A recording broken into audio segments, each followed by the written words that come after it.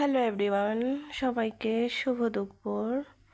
আজকে মহান বিজয় দিবসের শুভেচ্ছা সবাইকে। আর বিজয় দিবস উপলক্ষে আমার কিন্তু কোনো স্পেশাল রান্নাবাড়া নাই আজকে। প্রতিদিন যেমন রান্নাবাড়া করি আজকেও ঠিক তেমনই সাদামাটা রান্না।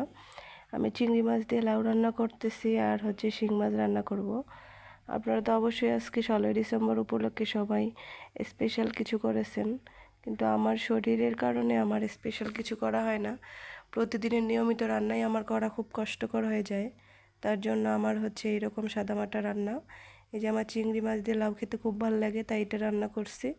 এই দেখেন আমার চিংড়ি মাছ আর লাউ রান্না কতটা সুন্দর লাগতেছে দেখতে। আমার তো দেখেই খুব ভালো লাগছে, খেতেও কিন্তু অনেক মজা হয়েছিল।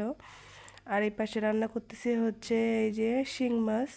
শিং মাছ না খেতে মন চাইলেও খেতে হচ্ছে। এই যে শিং মাছগুলো এরকম করে কাঁচা রান্না করছি, ভুনা করছি। সব ধরনের মশলা কষাই নেওয়ার পর শিং মাছ দিয়ে দিছি, দিয়ে এই যে এরকম করে তেলের মধ্যেই শুধু কষাই নিয়েছি। এটাই আমার রান্না ছিল।